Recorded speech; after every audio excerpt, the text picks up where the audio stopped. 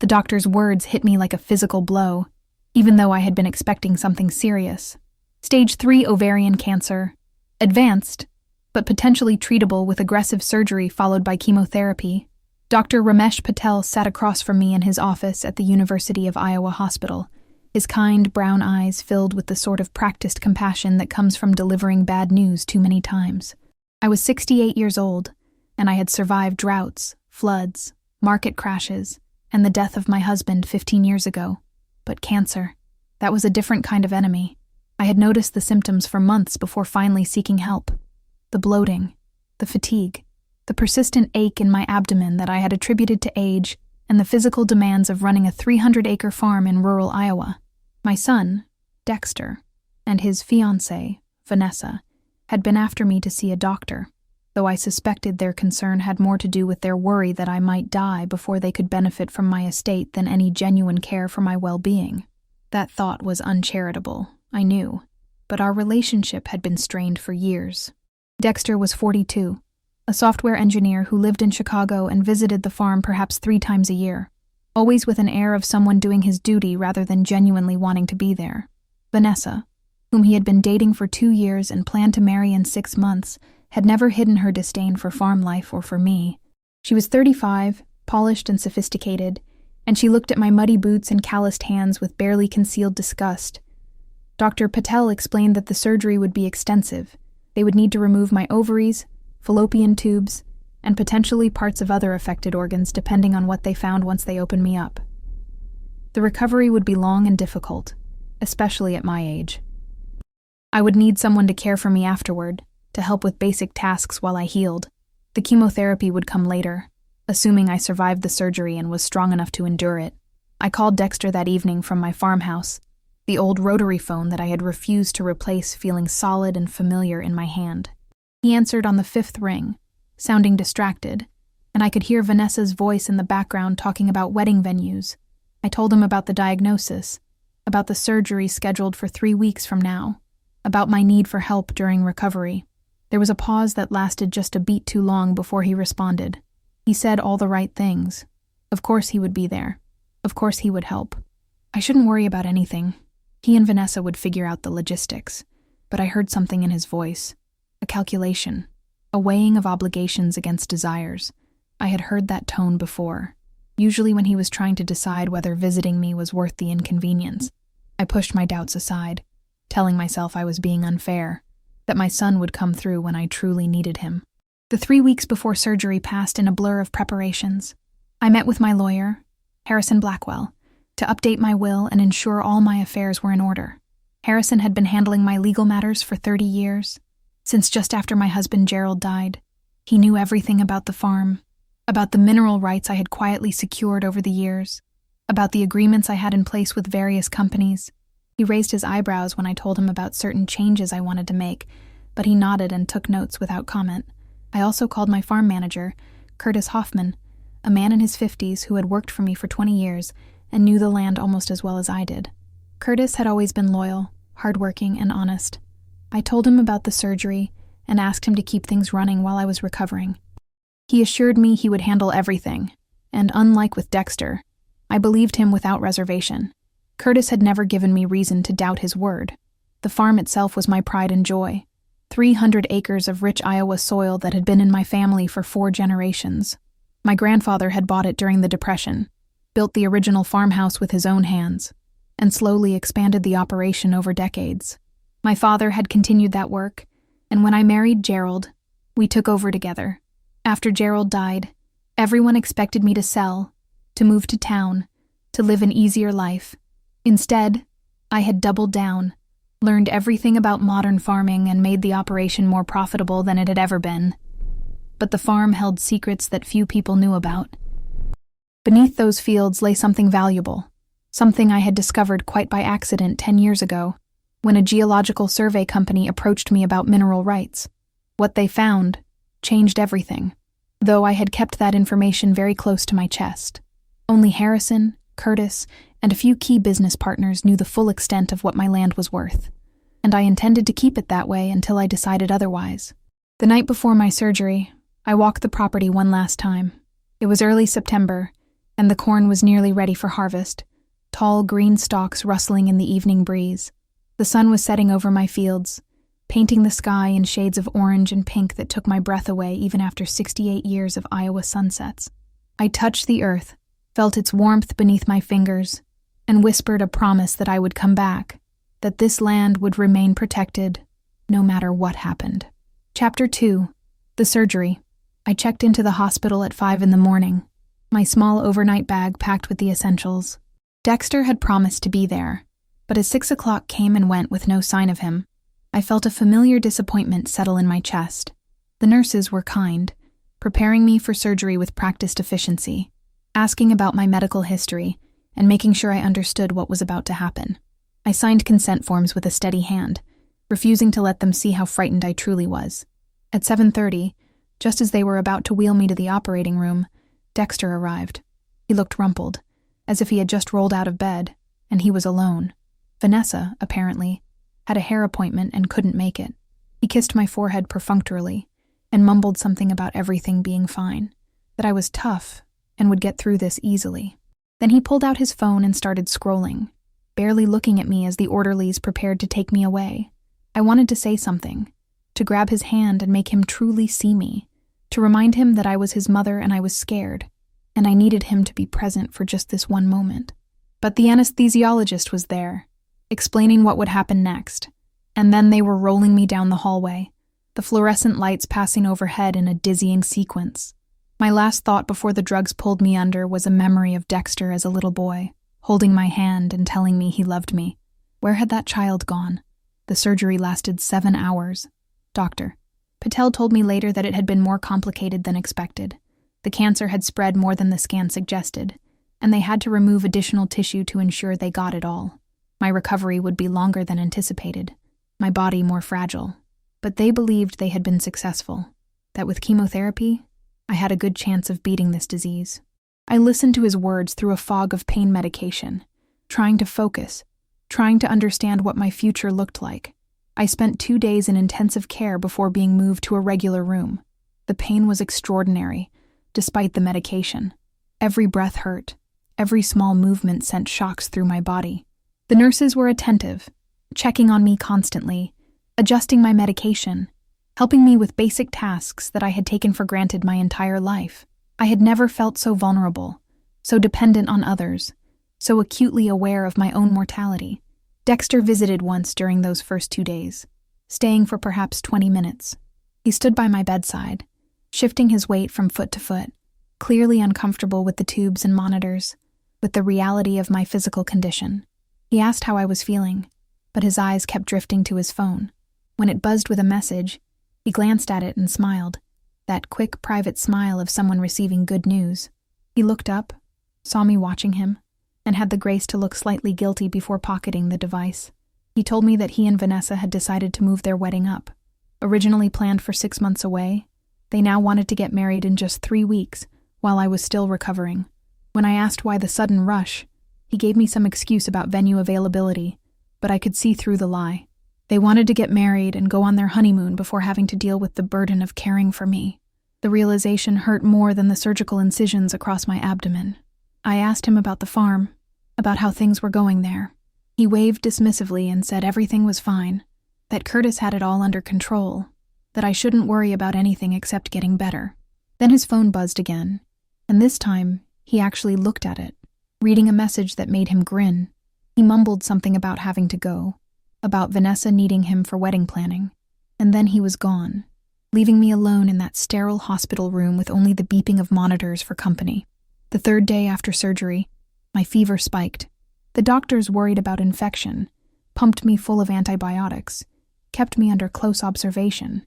I drifted in and out of consciousness, my mind playing tricks on me, mixing memories with hallucinations. I dreamed of my husband Gerald, of the farm and its glory days, of Dexter as a child running through the cornfields. I dreamed of my own mother, who had died when I was 30, whispering warnings I couldn't quite hear. When I finally came back to full awareness, 5 days had passed since my surgery. Dr. Patel was cautiously optimistic about my recovery, though he admitted I had given them a scare. The infection was under control. My vitals were stabilizing. and I was strong enough to begin the long road back to health. But I would need intensive care during my recovery, someone to help me at home, to manage my medication, to assist with basic daily tasks for at least a month. I called Dexter to tell him I would be discharged in 2 days and would need his help. The call went to voicemail. I tried again an hour later. Voicemail again. By evening, I had called 4 times with no response. Finally, around 9 o'clock, I received a text message. It was brief and devastating. "Sorry, Mom. Vanessa and I are on our honeymoon. Got married yesterday. Curtis can help you out. Get well soon." Chapter 3. The Phone Call. I stared at that text message for a long time, reading it over and over as if the words might change if I looked at them enough times. My son had gotten married without telling me, had left the country while I was fighting for my life, had abandoned me in my hour of greatest need. The nurses found me crying silently, tears running down my face while I clutched my phone like it might offer some explanation, some comfort, some reason why my only child could be so cruel. Curtis came to pick me up from the hospital 2 days later, his weathered face creased with concern as he helped me into his truck.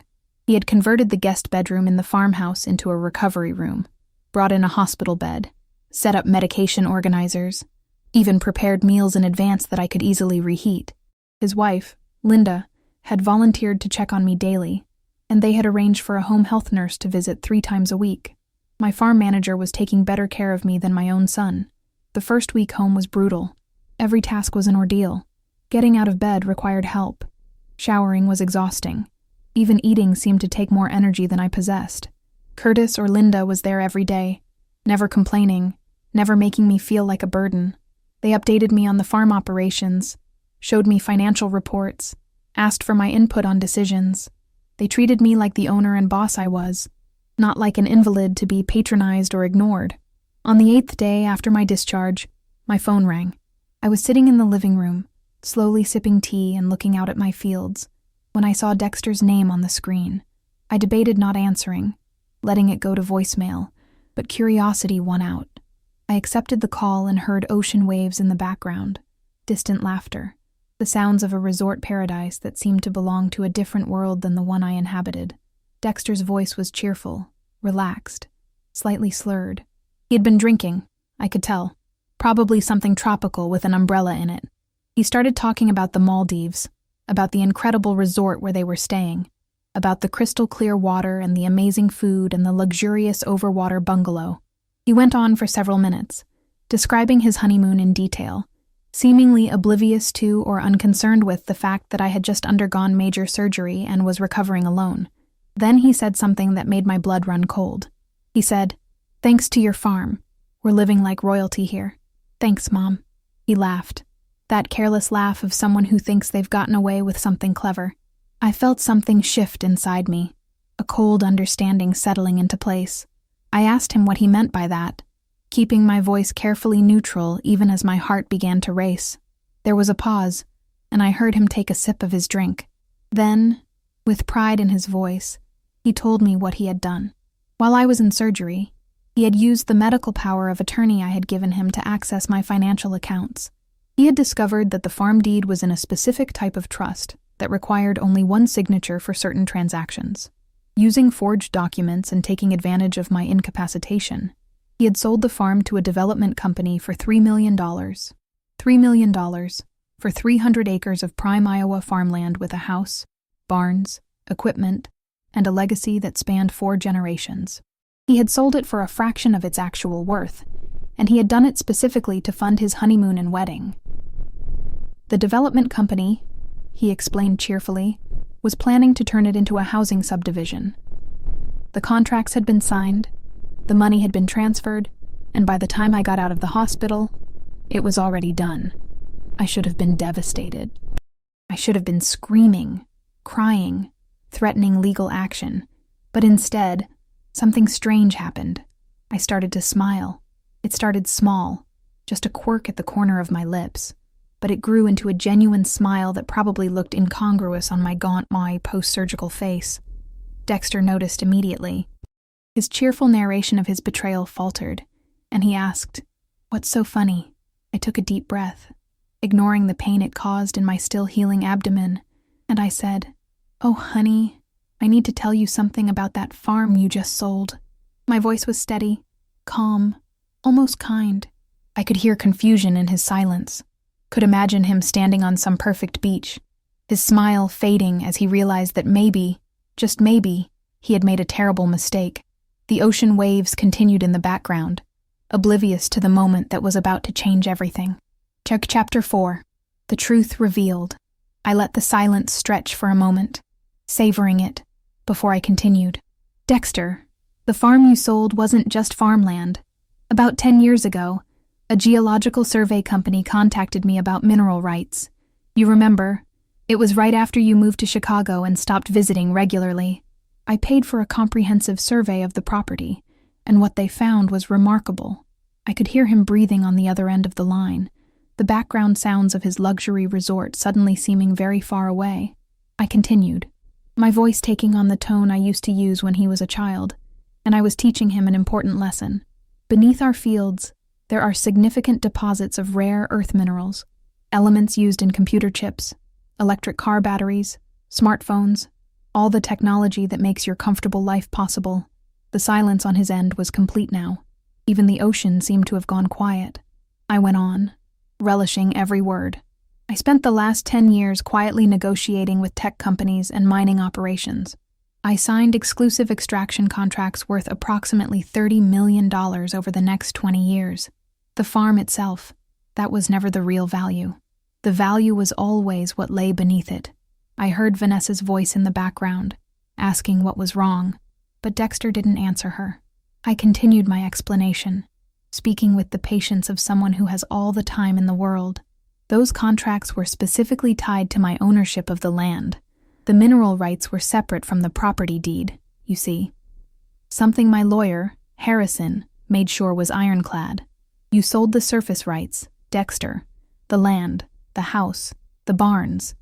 But the mineral rights, those remain with me. Now I heard panic in his breathing. I imagined him standing there in his resort wear, his tropical drink forgotten, his perfect honeymoon suddenly turned into a nightmare. The development company you sold to, I said, my voice hardening slightly. They're going to be very unhappy when they discover that they can't actually develop the land. You see, the mining operations have right-of-way. The contracts I signed give the extraction companies complete access to the property for the next 20 years. I let that sink in for a moment, before delivering the final blow. So here's what you've actually done.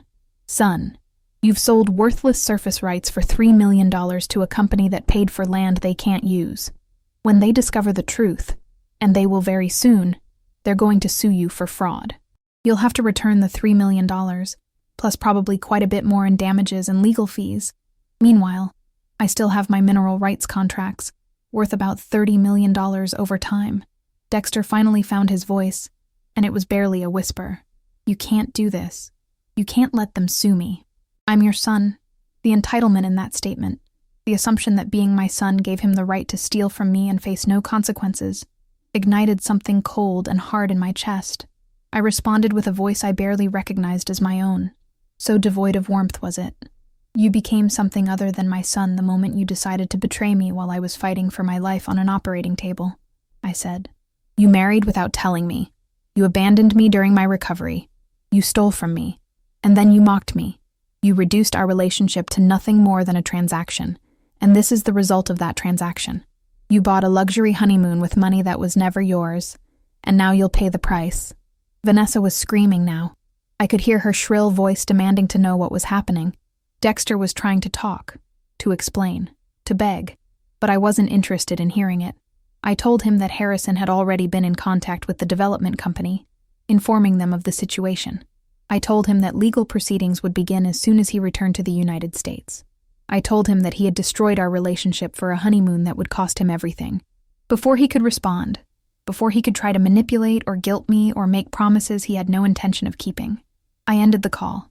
I sat there in my living room, my hands shaking slightly from the confrontation, and I felt a strange mixture of triumph and profound sadness. I had won, in a sense. My son's betrayal had failed, but the victory felt hollow, because it meant accepting a truth I had been avoiding for years. Dexter had never really been the son I wanted him to be. Chapter 5. The aftermath begins. The next few days brought a flurry of activity. Harrison called to confirm that the development company had indeed been informed about the mineral rights situation and were, as predicted, furious. They had already filed a lawsuit against Dexter for fraud and were seeking not only the return of the $3 million, but additional damages for their wasted time and resources. Harrison estimated they would probably settle for somewhere between $5 and $7 million total. Curtis came by that afternoon, and I told him the whole story. He listened with his characteristic quiet attention, his weathered face showing no judgment, only a deep sadness at what my son had done. When I finished, he said something I'll never forget. He said that blood doesn't make family, that loyalty and love make family, and that sometimes the people we're related to are strangers wearing familiar faces. His simple wisdom brought me more comfort than hours of therapy ever could. The local news picked up the story within a week.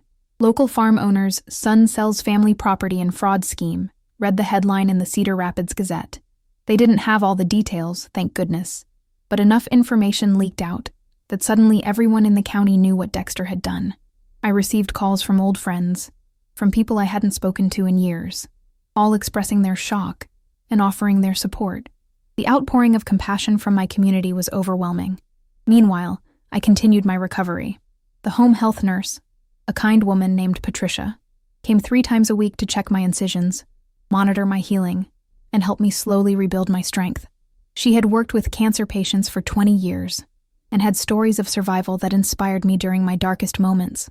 She taught me breathing exercises for when the pain became too much, showed me gentle stretches to prevent complications, and listened when I needed to talk about Dexter's betrayal.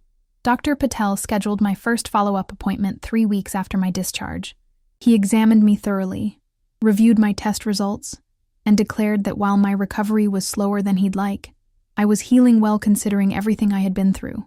He warned me that the chemotherapy would be challenging, especially at my age, but he remained optimistic about my prognosis. I left his office with mixed feelings, grateful to be alive, but uncertain about what my life would look like going forward. Dexter called several times over those weeks, but I never answered. He left voicemails, his tone shifting from angry to pleading to desperate as the reality of his situation set in. In one message, he claimed I was being cruel and vindictive, punishing him for one mistake. In another, he begged me to help him, to use my mineral rights money to pay off the development company. In the last one I listened to before blocking his number entirely, he sobbed that he was sorry, that he hadn't meant for any of this to happen. But it wasn't one mistake. That was what Dexter couldn't or wouldn't understand. It was years of neglect, of viewing me as an obligation rather than a person, of measuring our relationship by what he could get from it rather than what he could give to it. The farm sale was simply the culmination of a pattern that had been building for decades. I had ignored the signs because I loved him, because he was my son, because admitting the truth would have meant facing a pain I wasn't ready to feel. Vanessa, I heard through the grapevine, had filed for an annulment. Apparently, a husband facing millions in legal debts wasn't quite the lifestyle upgrade she had been hoping for. She moved back to Chicago and immediately began telling everyone who would listen that Dexter had deceived her about his financial situation, that she had been an innocent victim of his schemes. The irony of her sudden victimhood wasn't lost on anyone who knew the true story. As October arrived, bringing cooler temperatures and the beginning of harvest season, I found myself reflecting on everything that had happened. I was 68 years old, recovering from major surgery, facing months of chemotherapy, and dealing with the betrayal of my only child. By any reasonable measure, my life was in shambles. And yet, as I sat on my porch watching Curtis and his crew bring in the corn harvest, I felt something unexpected. Hope. The farm was still mine in all the ways that mattered. The land itself might belong to a development company that couldn't develop it, but the mineral rights ensured I would continue to benefit from what my family had built over generations. My contracts would provide steady income for years to come, enough to live comfortably, to support local causes I believed in, and eventually to leave a legacy to people who actually deserved it. Urisur, Chapter 6. Conversations with Curtis and I had always had a good working relationship, but during my recovery, it evolved into something more like friendship. He came by the house every evening after finishing work in the fields, ostensibly to update me on the day's progress, but really to keep me company. We would sit on the porch, watching the sun set over land that had been in my family for 4 generations, and talk about everything and nothing. One evening, about a month after the phone call with Dexter, Curtis asked me the question I had been dreading. He wanted to know if I regretted having the mineral rights contracts in place, if I wished I had just let Dexter succeed in stealing from me so I could maintain the illusion of a relationship with my son. I thought about it carefully before answering, because it was a fair question and deserved an honest response. I told him that I didn't regret protecting myself, but I did regret that such protection had been necessary. I regretted raising a son who viewed me as nothing more than a financial resource to be exploited. I regretted all the warning signs I had ignored over the years, telling myself that his distance was normal, that adult children needed space, that love didn't require constant contact or expressions of affection. I regretted not demanding more from him, not insisting on respect and reciprocity in our relationship. Curtis nodded slowly, then shared his own story. He had a brother who had stolen from their parents when they were elderly, forged checks and emptied bank accounts to feed a gambling addiction. The betrayal had destroyed his parents, not because of the money, but because they couldn't reconcile the son they loved with the man who had robbed them. His father had died still trying to understand where he had gone wrong in raising his son, blaming himself instead of recognizing that adult children make their own choices. That story resonated with me deeply because I had been doing the same thing. I had been searching through my memories, trying to find the moment where I failed Dexter, the mistake I made that turned him into someone capable of such cruelty. But Curtis helped me understand that maybe there was no such moment.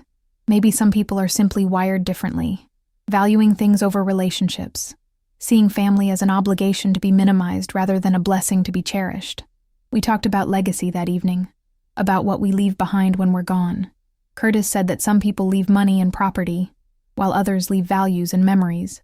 The best legacy, he thought, was a combination of both, ensuring that the next generation had resources, but also understood the responsibility that came with them. I had tried to teach Dexter that balance, but somewhere along the way, the lesson had failed to take root.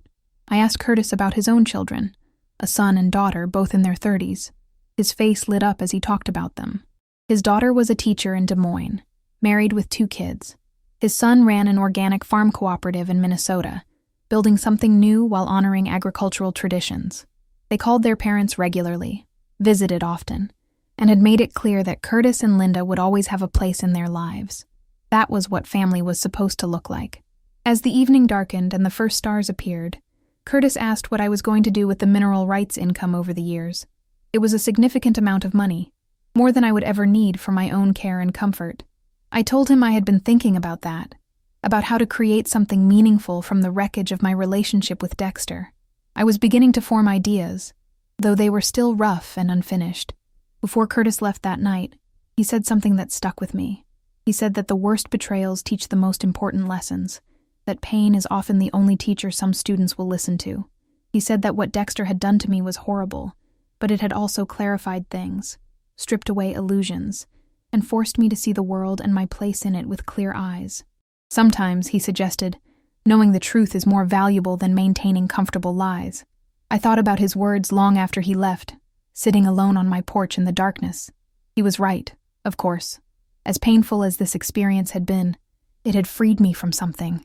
I no longer had to pretend that my relationship with Dexter was something it wasn't.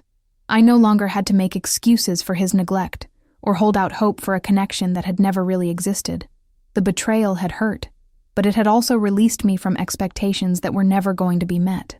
Narndurasap, Chapter 7. The Legal Battle. The lawsuit proceeded quickly, much faster than Harrison had anticipated. The development company was aggressive, their lawyers filing motion after motion, determined to make an example of Dexter. They wanted their money back, yes, but they also wanted punitive damages, legal fees, and compensation for the opportunity cost of the time they had wasted on a property they couldn't use. Their initial demand was for $7.5 million. Dexter hired a lawyer, some young hotshot from Chicago who specialized in defending fraud cases. Harrison met with them once, at Dexter's insistence, to see if I would be willing to testify on Dexter's behalf or perhaps contribute to his legal defense. Harrison reported back that Dexter looked terrible, gaunt and hollow-eyed, as if the reality of his situation had finally penetrated his narcissistic bubble. The lawyer had tried every angle: sympathy for a son who made a mistake, appeals to maternal instinct, even subtle threats about how this would reflect on me publicly. I refused to help. I knew that made me seem cold to some people, but I had learned that protecting yourself from people who hurt you isn't cruelty, it's survival. Dexter had made his choices, and he would have to live with the consequences. I had spent 68 years putting other people's needs before my own, sacrificing my own happiness and security to ensure my son had every advantage, and this was how he had repaid that sacrifice. No more. I was done being a martyr to other people's selfishness. The case went to court in November, about 3 months after Dexter's phone call from the Maldives. I didn't attend, couldn't face seeing him in person, but Harrison represented my interests and kept me updated. The proceedings were apparently devastating for Dexter. The development company's lawyers were ruthless, presenting evidence of his deception, documenting the forged documents he had used to facilitate the sale, showing emails where he had celebrated his cleverness in accessing my assets while I was incapacitated. Vanessa was called to testify, and according to Harrison, she was more than happy to throw Dexter under the bus to protect herself. She claimed she had known nothing about the fraud, that Dexter had told her the money for their wedding and honeymoon came from his own savings. She painted herself as an innocent victim, manipulated by a con artist husband. Whether that was true or not, I had no way of knowing, but it certainly didn't help Dexter's case. The most damaging testimony came from the hospital staff who had cared for me during my surgery. They testified about Dexter's minimal presence during my hospitalization, about his distraction and impatience during his brief visits, about the fact that he had been planning his wedding while his mother fought for her life. The nurses who had cared for me were clearly disgusted by what he had done, and their testimony painted a picture of a man who viewed his mother as nothing more than an inconvenience. The judge was not sympathetic. In her ruling, she described Dexter's actions as calculated exploitation of a vulnerable parent and a profound betrayal of the most basic filial duties. She found him guilty of fraud and ordered him to pay back the full $3 million to the development company, plus an additional $2 million in punitive damages, plus their legal fees, which totaled another $500,000. In all, Dexter owed approximately $6 million, more than twice what he had stolen from me. Harrison explained that Dexter would likely have to declare bankruptcy, that his career would be destroyed by the publicity, that he would spend years trying to rebuild a life from the ruins of his own bad decisions. I listened to this information with a strange numbness, unable to feel either satisfaction or sympathy. This was my son, the baby I had held in my arms, the child I had raised and loved and sacrificed for. And yet, he felt like a stranger, someone whose choices I couldn't understand, and whose fate I couldn't bring myself to care about. The aftermath of the ruling brought another wave of publicity. The story made regional news, a cautionary tale about greed and family betrayal that seemed to resonate with people. I received letters from strangers, some expressing support, others criticizing me for not helping my son, even though he had wronged me. The criticism stung, but I understood it came from people who had never experienced this particular kind of betrayal, who still believed that family loyalty should override all other considerations. Chapter 8. Beginning chemotherapy. 2 weeks after the court ruling, I began chemotherapy. Dr. Patel had recommended an aggressive protocol, 6 months of treatments that would push my body to its limits. I was terrified, not just of the physical effects, but of having to endure this trial alone, without family support. But as it turned out, I wasn't alone at all. Curtis and Linda insisted on driving me to every treatment. Patricia, my nurse, adjusted her schedule to be available when I needed her most. Even Margaret from the hospital called regularly to check on me. The first treatment was brutal. The chemicals invaded my body, making me violently ill within hours. I spent 2 days in bed, unable to keep food down, my body racked with pain and nausea. Linda sat with me through the worst of it, holding a basin when I needed to vomit, placing cool cloths on my forehead, speaking soft words of encouragement. She had lost her own mother to cancer years ago and knew the hell I was going through. By the third treatment, my hair began to fall out in clumps. I had been preparing for this, but the reality of watching myself transform in the mirror was harder than I expected. I looked like a cancer patient now, gaunt and bald and visibly ill. Curtis's daughter Emma, the teacher from Des Moines, came to visit and help me choose a wig. She was so kind, treating this devastating loss of my physical identity as nothing more than an opportunity for a makeover. Her warmth helped me accept this new version of myself. The chemotherapy continued through winter. each session taking a little more from me. My strength declined, my appetite disappeared. My body became a battlefield where medical science fought against the cancer cells that had invaded my organs. Dr. Patel monitored me closely, adjusting dosages, prescribing new medications to combat the side effects, always encouraging me to keep fighting. He told me I was doing remarkably well for a woman my age, but most days I didn't feel remarkable. I felt ancient and broken. During this time, I heard nothing from Dexter. No calls, no letters, no attempts to reach out or apologize or explain. His silence was absolute, and in some ways, it hurt more than his betrayal. Even after everything, some part of me had hoped he might show remorse, might recognize that destroying his relationship with his mother for money had been a terrible mistake. But that hope gradually died, killed by months of nothing but silence. What I did have was an unexpected family forming around me. Curtis and Linda, Emma and her family, Patricia and several other nurses from the hospital, even Harrison and his wife. These people, most of whom I had known for years but never considered close friends, stepped into the void Dexter had left and created something like a family. They celebrated small victories with me, like keeping food down after treatment or walking to the mailbox without needing to rest. They sat with me during the long, difficult nights when fear overwhelmed me. One evening in February, during a particularly difficult stretch between treatments, Emma brought her children to visit. They were 8 and 10, a boy and a girl who burst into my house with the chaotic energy only children possess. They had made cards for me, decorated with drawings and covered in glitter. The boy, named Thomas, told me very seriously that his teacher had told them about how chemo works, and that I was very brave. The girl, Lily, asked if she could touch my bald head, and then declared it was smooth and cool. Their visit brought me more joy than I had felt in months. After they left, I sat with Emma, drinking tea while she told me about her students and the challenges of teaching in an underfunded school district. I asked her what inspired her to become a teacher, and she said it was because of people like me. She said that watching her father respect and care for his boss, seeing the relationship built on mutual regard rather than exploitation, had taught her that work could be meaningful, that relationships outside family could matter just as much as those inside it. As the chemotherapy wore on, I began to think seriously about what I would do with the mineral rights income. The first checks had started arriving, substantial amounts that far exceeded my own needs. I talked with Harrison about setting up a foundation, something that would support causes I believed in. He helped me draft documents, file the necessary paperwork, establish an organization that would outlive me and continue doing good work long after I was gone. Chapter 9. The Foundation. By spring, as I underwent my final chemotherapy treatments, the Whitmore Rural Education Foundation was officially established.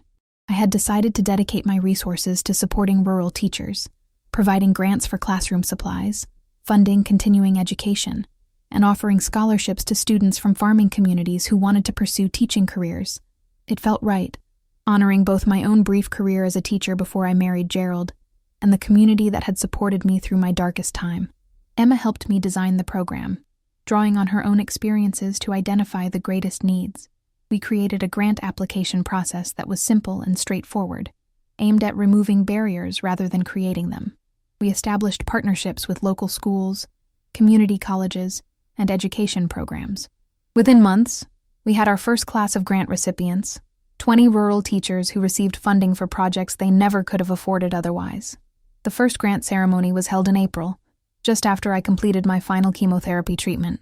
I was weak and still bald, my body showing the effects of 6 months of toxic chemicals, but I insisted on attending.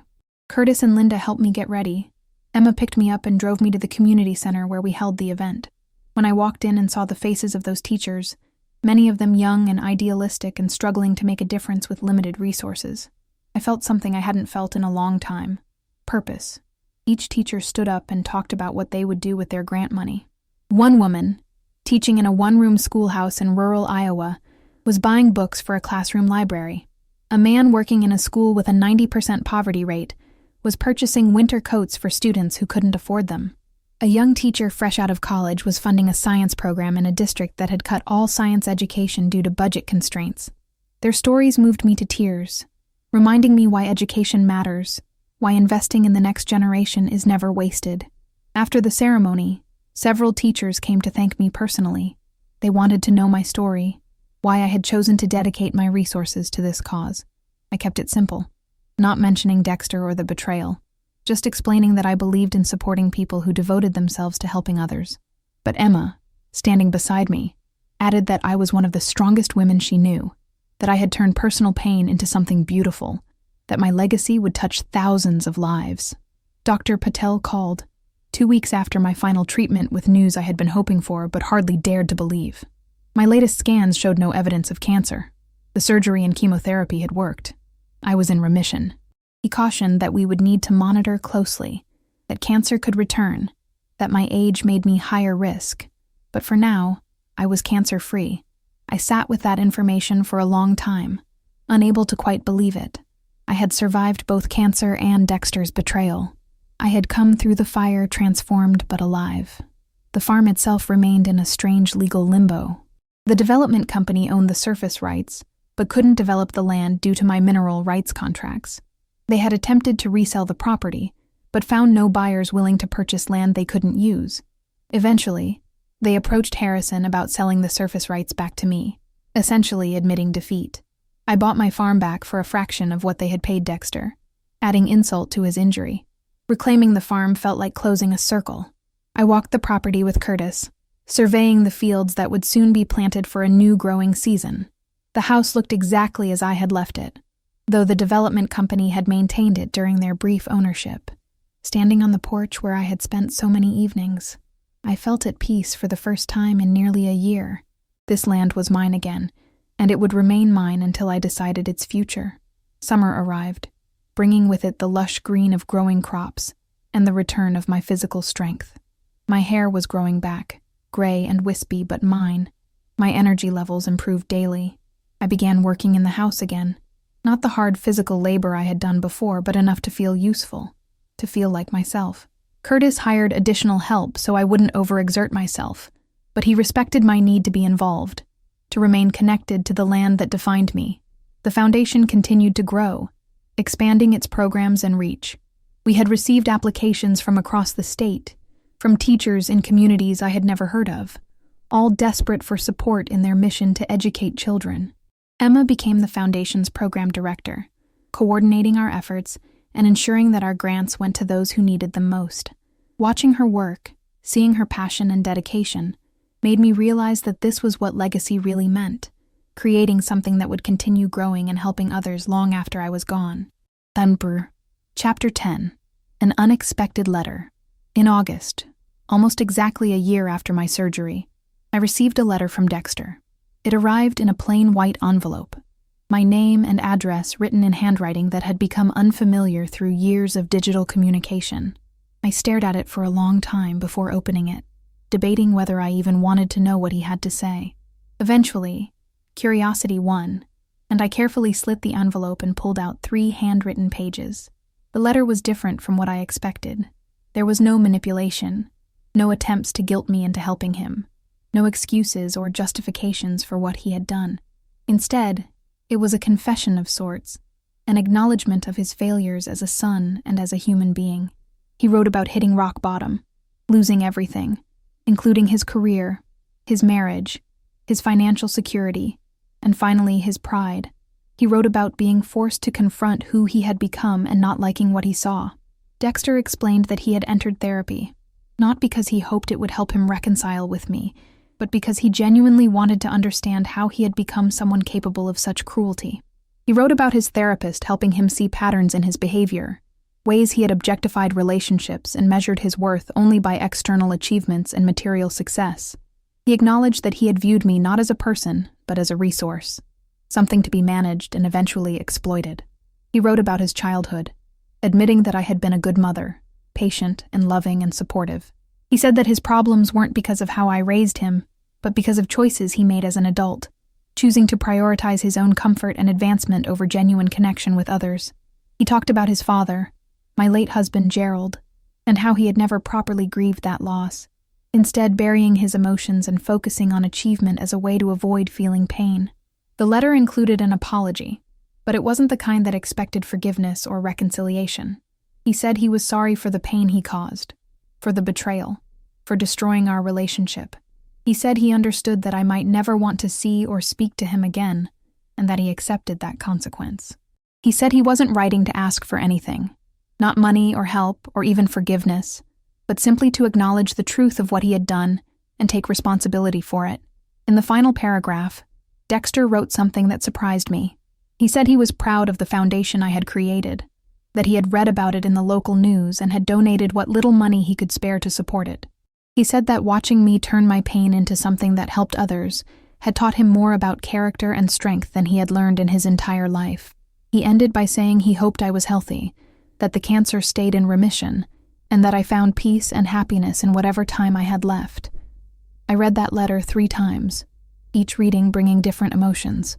Anger at what he had done, sadness for the relationship we would never have, a grudging respect for what seemed like genuine self-awareness and growth, but mostly, I felt a deep, aching grief for the son I had wanted him to be and the man he had actually become.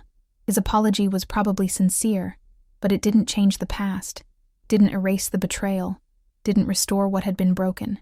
Curtis found me sitting on the porch with the letter in my lap, tears running down my face. He didn't ask what was wrong, just sat beside me in comfortable silence, offering his presence as comfort. Eventually, I told him about the letter, about Dexter's words, about my conflicted feelings. Curtis listened without judgment, then asked me a simple question. What did I want to do about it? Did I want to respond? Did I want to open the door to some kind of relationship? Or did I want to let it end here? I thought about his question for days. Part of me wanted to believe that people could change, that Dexter's letter represented genuine transformation, and that maybe, someday, we could build something new from the ruins of our relationship. But another part of me, the part that had been so deeply hurt, was afraid of being betrayed again, of letting him back into my life only to discover that his growth was temporary or superficial. In the end, I decided to write back, but to keep my response brief and bounded. I acknowledged his letter, told him I appreciated his honesty, and said that I hoped his therapy continued to help him grow. I told him I was in remission and doing well, that the foundation was thriving, that I had built a good life from the pieces he had left behind. But I also told him clearly that I wasn't ready for a relationship, that the trust he had destroyed couldn't be rebuilt quickly or easily, and that my priority was protecting my own well-being. I told him that if he continued to do the work of becoming a better person, not for my sake but for his own, then perhaps someday in the future we might be able to have some kind of cordial relationship. But that day was not now, and it might never come. I told him I forgave him, not because what he did was forgivable, but because carrying anger and resentment was hurting me more than it was hurting him. But forgiveness didn't mean forgetting, and it didn't mean allowing him back into my life. I mailed that letter and felt a weight lift from my shoulders. I had said what needed to be said, set boundaries that protected me while leaving a door slightly ajar for some distant future possibility. Whether Dexter continued his growth or reverted to his old patterns wasn't my responsibility. I had done my part by raising him. What he became as an adult was his own choice, and I was finally at peace with that reality. Chapter 11. The First Harvest. That fall brought the best harvest the farm had seen in years. Curtis and his expanded crew worked long days bringing in corn and soybeans, the yields exceeding expectations despite the challenges of the previous year. I watched from my porch as the combines moved through the fields, massive machines harvesting the results of months of careful farming. There was something profoundly satisfying about seeing the land produce, about knowing that this cycle of planting and growing and harvesting would continue long after I was gone. The mineral rights payments continued arriving quarterly, substantial amounts that fueled the foundation's expansion. We had supported 50 teachers in our first year, and were planning to double that in the second year. Emma and I were developing new programs, including a summer institute where rural teachers could come together for professional development and mutual support. The foundation was becoming exactly what I had hoped, a lasting legacy that would touch countless lives. I received an invitation to speak at a state education conference about the foundation and the importance of supporting rural teachers. Public speaking had never been my strength, but Emma encouraged me to accept, arguing that my story could inspire others to invest in education. I agreed, though the thought of standing in front of hundreds of people terrified me. When the day came, Curtis and Linda drove me to Des Moines, and Emma stood beside me on stage, offering silent support. My speech was simple and came from the heart. I talked about growing up on this farm, about the teachers who had shaped my life, about the importance of education in rural communities where opportunities were often limited. I talked about turning personal pain into purpose, though I didn't detail Dexter's betrayal, just acknowledging that difficult experiences had led me to create the foundation. The response was overwhelming, with several people approaching me afterward to discuss creating similar programs in their own communities. That winter, I finally felt ready to make peace with my history. I went through old photograph albums, allowing myself to remember Dexter as a child, without the pain of his adult betrayal overwhelming those memories. He had been a sweet child, curious and affectionate. Something had gone wrong along the way, but that didn't erase the good times we had shared. I packed those albums away carefully, neither destroying them nor displaying them, just accepting them as part of my past. Curtis and Linda invited me to spend Christmas with their family. I hesitated at first, not wanting to intrude on their family time, but they insisted I was family now, that the last year had proven that family is defined by care and commitment rather than blood.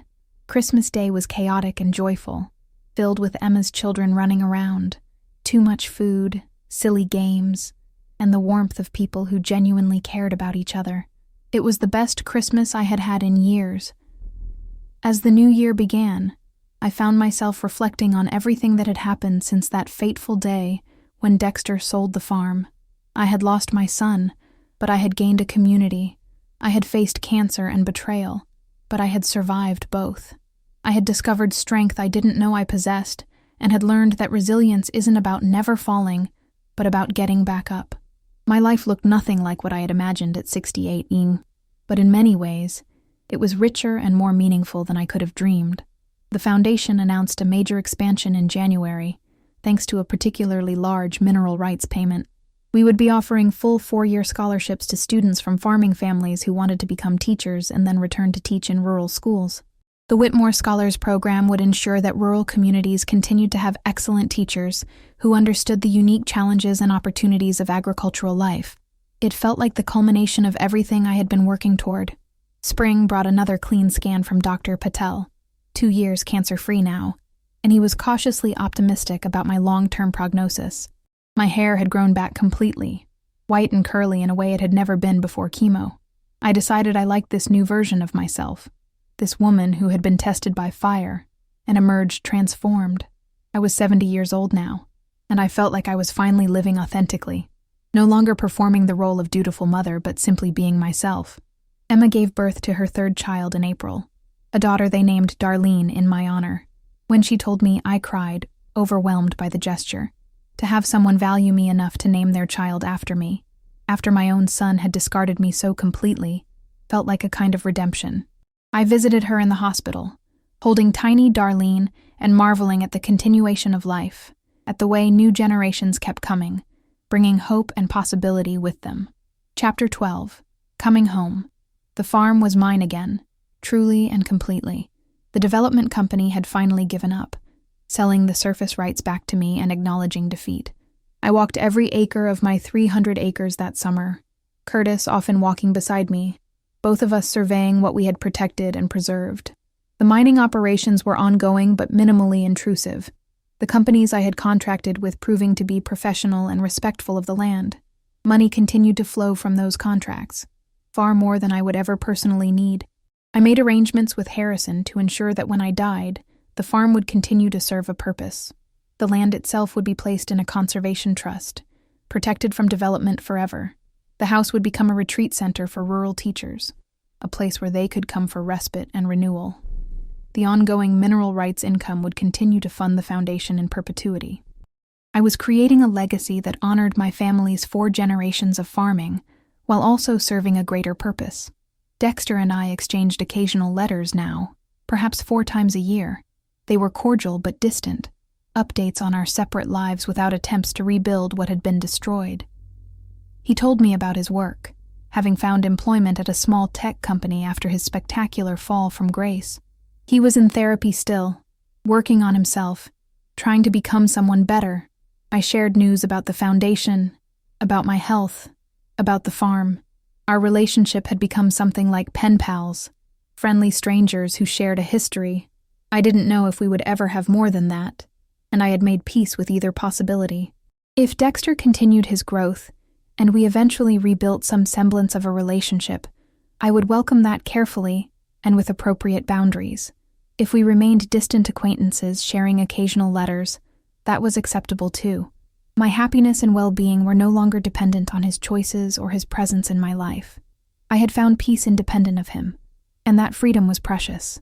The Foundation's second annual grant ceremony was even larger than the first, with 75 teachers receiving funding. We also awarded our first 4 Whitmore scholarships, given to graduating seniors from farming families who had been accepted to teaching programs. I spoke briefly at the ceremony, my voice stronger now, my message clearer. I talked about the importance of investing in people who invest in others, about how education is the foundation of every thriving community, about how rural America deserves the same quality of teaching as anywhere else. One of the scholarship recipients, a young woman named Sarah from a small farming town in northwest Iowa, approached me after the ceremony. She told me her story, about being the first person in her family to go to college, about her dream of returning to teach in her hometown school. She said that without the scholarship, college would have been impossible, that I had literally changed the trajectory of her life. As I listened to her speak, I realized this was what legacy really meant. Not buildings or money, but changed lives and expanded possibilities. That fall, as I watched another harvest come in, I reflected on how much had changed in the 3 years since my surgery. I had lost my son, at least the version of him I had believed existed. I had faced death and survived. I had been betrayed and had found the strength not just to survive, but to transform that betrayal into something meaningful. I had discovered that family is chosen as much as given, that resilience is built through adversity, and that the last chapters of life can be as rich and purposeful as any that came before. Curtis retired that year, handing over the farm management to his son-in-law, a capable young man who had learned the business well. But Curtis and Linda remained close friends, visiting often, joining me for dinners and conversations that ranged from farming to philosophy to the state of the world. They had become the family I chose, the people who showed up and stayed, who valued me for who I was rather than what I could give them. I thought often about the phone call from the Maldives, about Dexter's mocking voice telling me he had sold my farm to fund his honeymoon. In some alternate version of my life, that call might have destroyed me completely, but I had been prepared, had protected myself, and had turned his betrayal into an opportunity to create something lasting and good. The mineral rights he knew nothing about had become the foundation of a legacy that would outlive us both. The truth was, I had known for years that my relationship with Dexter was troubled. I had seen the signs of his growing selfishness, his increasing distance, his tendency to value things over people, but I had chosen to hope, to believe that love and time would eventually bring him back to me. His betrayal, as devastating as it was, had forced me to stop hoping and start acting, to stop being passive and start protecting myself. In a strange way, it had freed me. As I approached my 71st birthday, I felt more content than I had in decades. My health was good, my purpose was clear, and I was surrounded by people who genuinely cared about me. The farm would continue long after I was gone, protected and productive. The foundation would touch thousands of lives over the coming years, and I had proven to myself that even at 68, facing cancer and betrayal simultaneously, I possessed the strength to not just survive, but to thrive. The lesson I had learned, the one I would carry with me for whatever years remained, was both simple and profound. You cannot control what other people do to you, but you can always control how you respond. You can choose bitterness or growth, victimhood or agency, despair or purpose. Dexter had tried to destroy me for his own selfish gain, and instead, he had inadvertently pushed me toward becoming the strongest, most authentic version of myself I had ever been. On warm evenings, I still sat on my porch watching the sun set over my fields. Sometimes I was alone. Sometimes Curtis and Linda joined me. Sometimes Emma brought the children.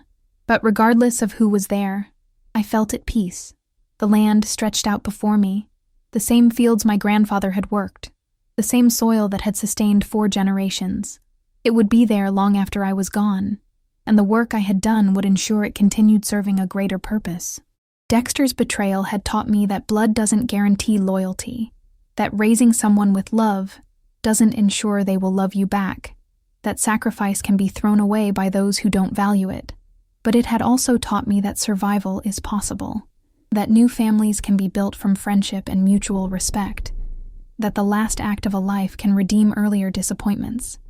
I had turned his cruel mockery into a foundation that would help thousands of people.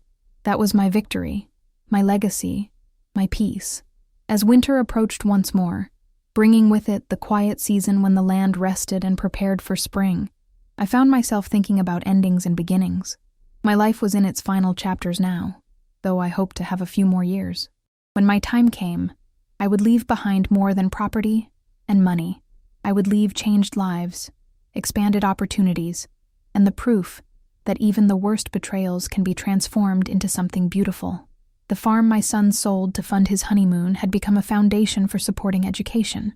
The mineral rights he knew nothing about had funded scholarships and grants that would continue for decades. The mother he mocked had built a legacy of strength and purpose that would outlast any pain he had caused, and in the end, that was enough. More than enough. It was everything. The end. Narayurn Reflection. This is a story about a woman who learned that the greatest betrayals can become catalysts for the most meaningful transformations.